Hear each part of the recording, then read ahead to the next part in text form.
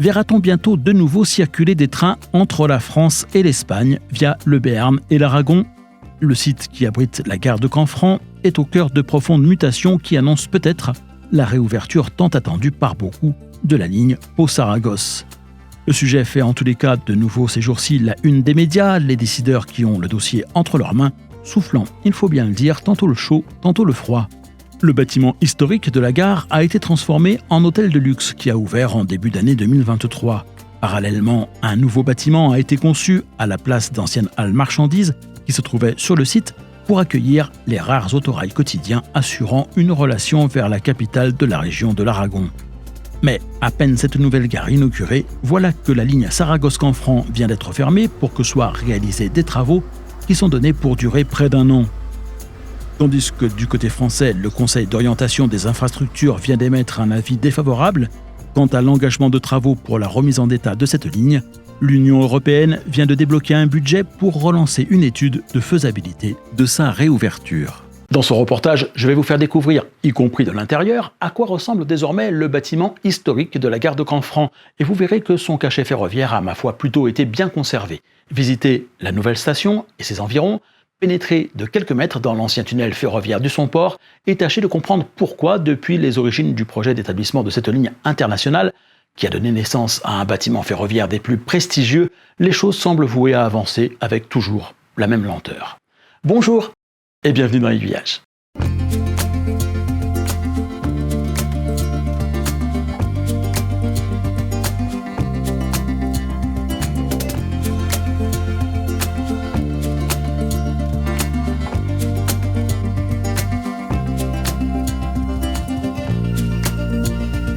Ce bâtiment est un joyau représentatif de l'architecture industrielle. Il a été construit en béton armé, pierre, fer et verre, dans le style de l'architecture française du 19e siècle. Pourtant, c'est bien en Espagne qu'il se trouve.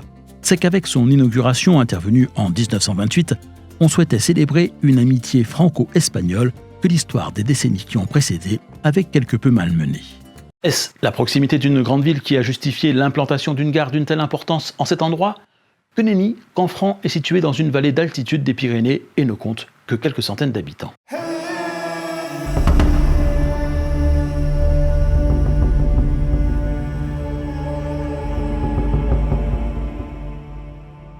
La décision de créer cette liaison franco-espagnole est toute politique.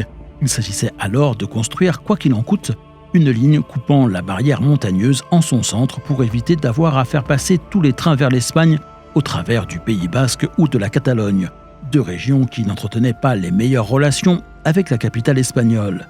Le rêve des dirigeants de l'époque était celui d'établir une liaison la plus directe possible entre Paris et Madrid, et pourquoi pas au-delà, passant par Limoges, Pau et Oloron, pour ensuite couper à travers les Pyrénées en suivant la vallée d'Aspe avant de rejoindre Saragosse.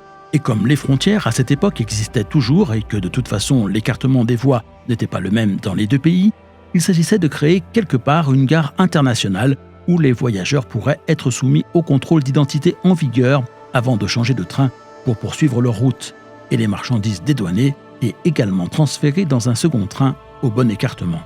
Après avoir envisagé de le faire côté français sur le site dit des Forges d'Abel, c'est du côté espagnol sur la commune de Canfranc où l'on disposait de plus de place que la gare fut établie.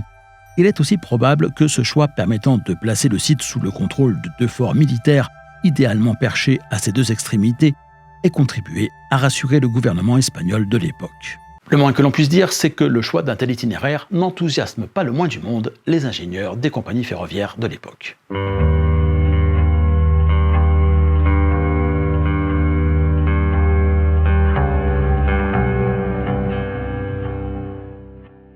Eh bien non, car la carte n'est pas le territoire et un simple coup de crayon sur la première peut se traduire en une série de contraintes majeures sur le second.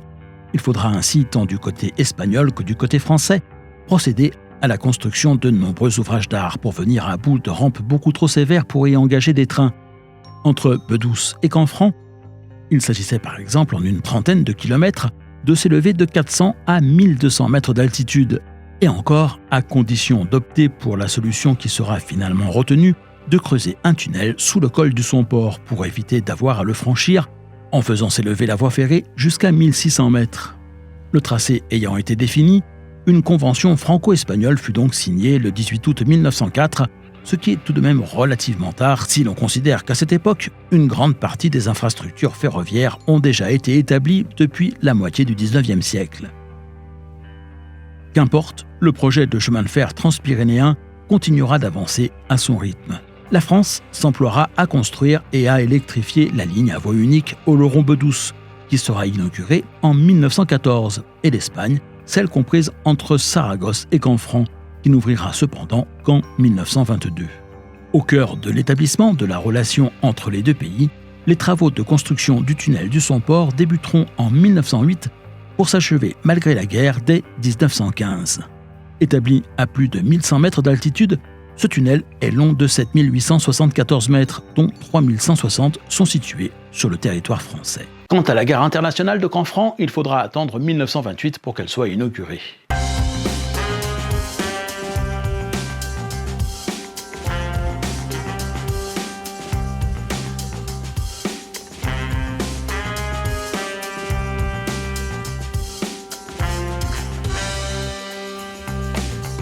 Les travaux pour la réaliser ont été titanesques. Pour lutter contre les avalanches et les glissements de terrain, 8 millions d'arbres appartenant à une vingtaine de variétés ont dû être plantés sur les pentes qui l'entourent. Mais surtout, le bâtiment est gigantesque. Sa taille est comparable à celle de la gare de Paris-Saint-Lazare. Il mesure 241 mètres de long, compte 365 fenêtres et 75 portes d'entrée situées au rez-de-chaussée. Le bâtiment s'élève sur 3 étages et est dominé par une coupole de style Eiffel. Il présente 2 façades qui lui donnent cet aspect symétrique. L'une fait face au rail recevant les trains français, l'autre les espagnols. Il s'agit de la 2e plus grande gare d'Europe après celle de Leipzig en Allemagne. Elle ne compte pas moins de 18 voies, cumulant une longueur de 20 km. Ses quais couverts occupent une surface de 20 000 m². Ces installations comprennent une plateforme de triage, des halles, dans lesquelles le transportement des marchandises est réalisé automatiquement, et bien sûr, tous les équipements nécessaires aux services administratifs, douaniers et postaux qui s'installèrent sur le site. Une convention d'exploitation, toujours en vigueur d'ailleurs, est signée entre les représentants des deux pays en 1928, et la gare de Canfranc est inaugurée en grande pompe dans la foulée le 18 juillet 1928 en présence du roi Alphonse XIII d'Espagne et du président français Gaston Doumergue. Tout ça pour ne jamais recevoir le trafic escompté, la faute aux conditions difficiles de son exploitation, mais aussi à un contexte international pas très favorable.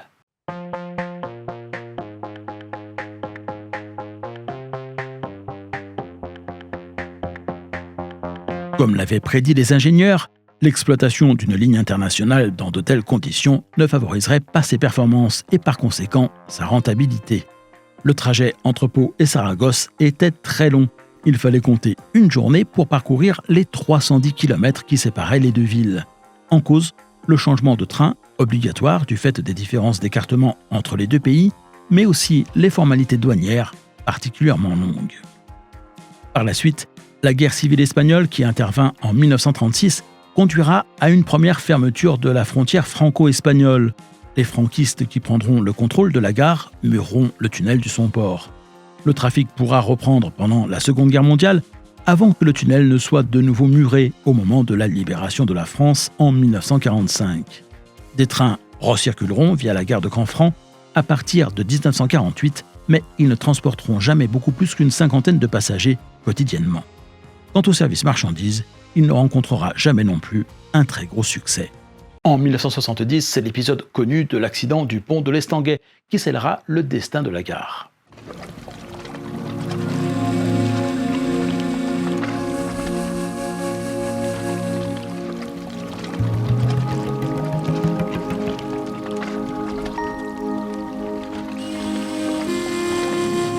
Le 27 mars 1970, un train de marchandises connaît un problème de frein sur la ligne côté français. Il part en dérive, en marche arrière, prend de la vitesse et ne sera arrêté que par le pont de l'Estanguet qui l'arrache littéralement sur son passage, provoquant son déraillement. Alors que la pose d'un pont provisoire aurait tout à fait été envisageable en attendant de le remplacer, la SNCF a alors sauté sur l'occasion pour renoncer à l'exploitation de cette ligne complexe et au demeurant fort peu rentable. La limitant à la desserte de la gare de Bedouce, avant de suspendre purement et simplement tout trafic au-delà d'Oloron. Les dessertes sont dès lors assurées par cars et camions. Les Espagnols, de leur côté, continueront d'honorer la convention signée en 1928, malgré un trafic des plus modestes. En revanche, le bâtiment de la gare est laissé à l'abandon et se dégrade peu à peu. Surnommé le Titanic des Pyrénées, il échappera toutefois au naufrage. Depuis le début des années 2000, la communauté aragonaise s'attache à donner une nouvelle vie au bâtiment de la gare de Canfranc. Quant à la région Nouvelle-Aquitaine, elle a affirmé à plusieurs reprises son intérêt de voir circuler de nouveau des trains entre Pau et Saragosse.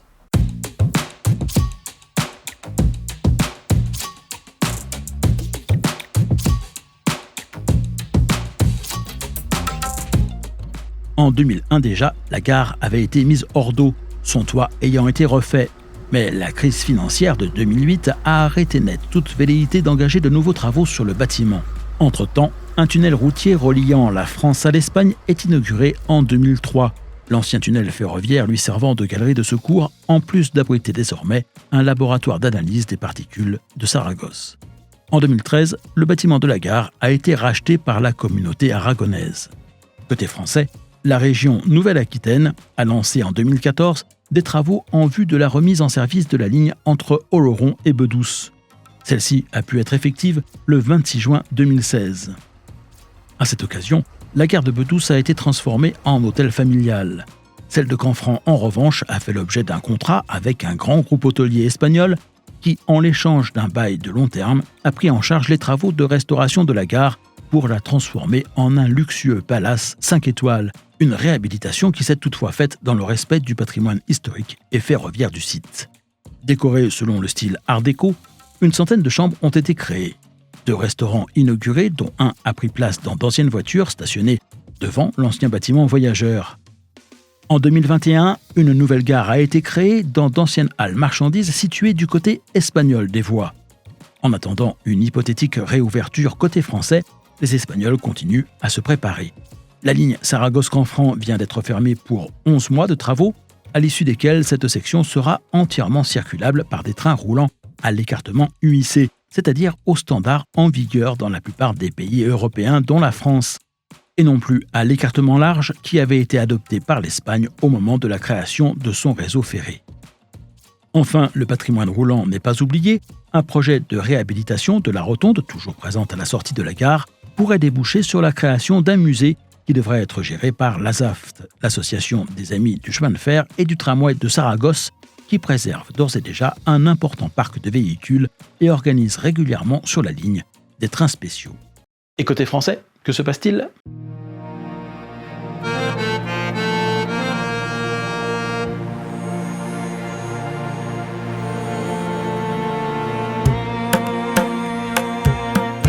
Je vous le disais en début de reportage, on souffle un peu le chaud et le froid. La région Nouvelle-Aquitaine fait de nouveau rouler des trains jusqu'à Bedouce et semble vouloir pousser à la remise en état de circulation les 32 km de ligne restants pour atteindre de nouveau Canfranc. L'État, et c'est le moins que l'on puisse dire, malgré l'affichage d'une volonté de relancer le train en France, semble très frileux sur ce dossier.